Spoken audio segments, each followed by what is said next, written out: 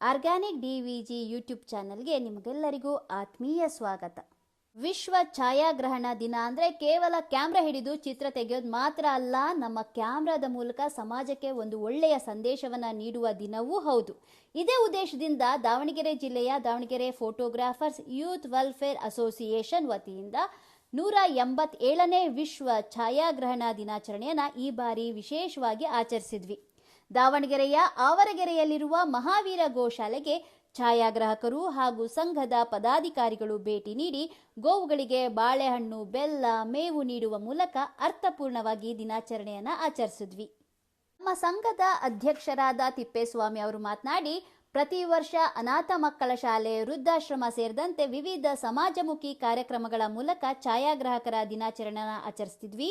ಆದರೆ ಈ ಬಾರಿ ದೇಶೀಯ ಗೋವುಗಳನ್ನು ರಕ್ಷಿಸಬೇಕು, ದೇಶೀಯ ತಳಿಗಳನ್ನ ಉಳಿಸಬೇಕು ಮತ್ತು ಅವುಗಳ ಸಂರಕ್ಷಣೆಯಲ್ಲಿ ಪ್ರತಿಯೊಬ್ಬರೂ ಕೈ ಜೋಡಿಸಬೇಕು ಎಂಬ ಉದ್ದೇಶದಿಂದ ಗೋಶಾಲೆಯಲ್ಲಿ ಈ ಕಾರ್ಯಕ್ರಮವನ್ನು ಆಯೋಜಿಸಲಾಗಿದೆ ಅಂತ ತಿಳಿಸಿದರು. ಮುಂದಿನ ದಿನಗಳಲ್ಲಿ ಸೆಲೆಬ್ರಿಟಿಗಳು, ಪ್ರಾಣಿ ಪ್ರಿಯರು ಹಾಗೂ ಸಾರ್ವಜನಿಕರು ಗೋವುಗಳನ್ನು ಅಥವಾ ಗೋಶಾಲೆಗಳನ್ನು ದತ್ತು ತೆಗೆದುಕೊಂಡು ದೇಶೀಯ ಗೋ ತಳಿಗಳ ಸಂರಕ್ಷಣೆಗೆ ಕೈ ಜೋಡಿಸಬೇಕು ಎಂಬ ಆಶಯವನ್ನು ಕೂಡ ವ್ಯಕ್ತಪಡಿಸಿದರು. ಎಲ್ಲರಿಗೂ ನಮಸ್ಕಾರ. ನನ್ನ ಹೆಸರು ತಿಪ್ಪೇಸ್ವಾಮಿ ಅಂತೇಳಿ ದಾವಣಗೆರೆ ಫೋಟೋಗ್ರಾಫರ್ ಯೂತ್ ವೆಲ್ಫೇರ್ ಅಸೋಸಿಯೇಷನ್ನ ಅಧ್ಯಕ್ಷರಾಗಿ ಕೆಲಸ ಮಾಡ್ತಿದ್ದೀನಿ. ಇವತ್ತು ನಾವು 187ನೇ ವಿಶ್ವ ಛಾಯಾಗ್ರಹಣ ದಿನದ ಪ್ರಯುಕ್ತ ನಾವು ದಾವಣಗೆರೆಯಲ್ಲಿರುವ ಮಹಾವೀರ್ ಗೋಶಾಲೆಯನ್ನು ಇಲ್ಲಿ ಬಂದು ನಾವು ಗೋವುಗಳಿಗೆ ಮೇವು ಕೊಡುವುದರ ಮುಖಾಂತರ ವಿಶೇಷವಾದ ಆಚರಣೆಯನ್ನು ಆಚರಿಸ್ತಾ ಇದ್ದೀವಿ.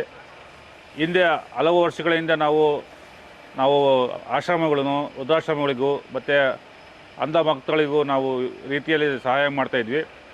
ಈ ರೀತಿ ನಾವು ಇವತ್ತಿನ ಇದರಲ್ಲಿ ನಮ್ಮ ಗೋವುಗಳ ರಕ್ಷಣೆಯನ್ನು ಭಾಳ ಜನ ಕಮ್ಮಿ ಮಾಡ್ಕೊಂಡ್ಬಿಟ್ಟಿದ್ದಾರೆ. ಹಾಗಾಗಿ ಗೋವುಗಳ ರಕ್ಷಣೆ ಮಾಡೋಕ್ಕೋಸ್ಕರ ನಾವು ಇವತ್ತು ಅದರ ಬಗ್ಗೆ ಮಾಹಿತಿ ಕೊಟ್ಟು ಅದರ ಬಗ್ಗೆ ಒಂದು ಅವೇರ್ನೆಸ್ ಮೂಡಿಸ್ಬೇಕಂತೇಳಿ ನಾವು ನಮ್ಮ ಛಾಯಾಗ್ರಾಹಕರಿಗೆ ಒಂದು ವಿಶೇಷವಾದಂಥ ಕಾರ್ಯಕ್ರಮವನ್ನು ಇಲ್ಲಿ ಅಂದ್ಕೊಂಡಿದ್ದೀವಿ. ಹಾಗಾಗಿ ಎಲ್ಲರೂ ತಮ್ಮಲ್ಲಿ ಕೇಳ್ಕೊಳ್ಳೋದೇನೆಂದರೆ, ಈ ವಿಶೇಷವಾಗಿ ನಮ್ಮಲ್ಲಿ ದೇಶಿ ತಳಿಗಳು ನಾಶವಾಗಿದ್ದಾವೆ. ಆ ದೇಶಿ ತಳಿಯ ಬಗ್ಗೆ ಯಾರಿಗೂ ಐಡಿಯಾ ಇಲ್ಲ.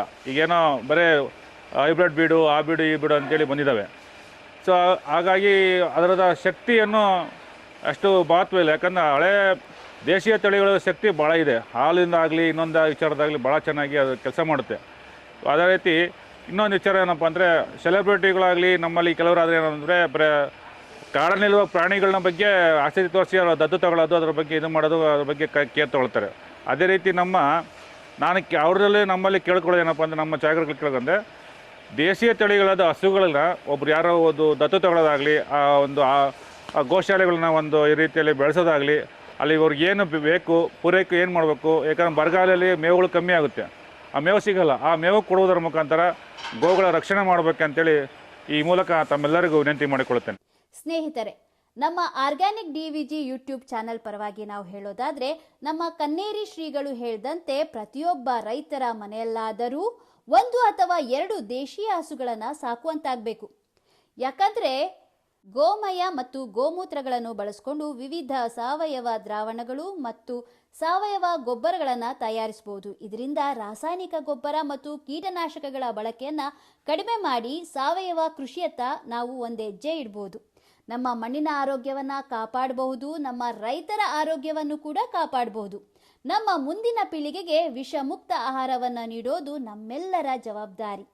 ಆದ್ದರಿಂದ ದೇಶೀಯ ಗೋತಳಿಗಳನ್ನು ಉಳಿಸುವುದು ಕೇವಲ ರೈತರ ಜವಾಬ್ದಾರಿಯಲ್ಲ, ಅದು ನಮ್ಮೆಲ್ಲರ ಜವಾಬ್ದಾರಿ.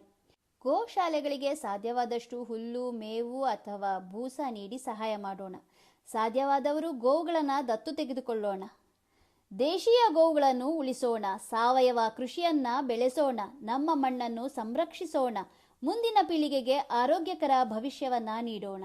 ಕೊನೆಯಲ್ಲಿ ಒಂದೇ ಮಾತು, ಗೋವುಗಳ ರಕ್ಷಣೆ ನಮ್ಮೆಲ್ಲರ ಹೊಣೆ. ಈ ಸಂದೇಶ ನಿಮಗೆ ಇಷ್ಟ ಆದರೆ ವಿಡಿಯೋನ ಲೈಕ್ ಮಾಡಿ, ಶೇರ್ ಮಾಡಿ ಮತ್ತು ನಮ್ಮ ಆರ್ಗ್ಯಾನಿಕ್ ಡಿವಿಜಿ ಯೂಟ್ಯೂಬ್ ಚಾನಲ್ನ ಸಬ್ಸ್ಕ್ರೈಬ್ ಮಾಡಿ. ಧನ್ಯವಾದಗಳು. ದಾವಣಗೆರೆ ಫೋಟೋಗ್ರಾಫರ್ ಯೂತ್ ವೆಲ್ಫೇರ್ ಅಸೋಸಿಯೇಷನ್ಗೆ ಗೋ ರಕ್ಷಣೆ.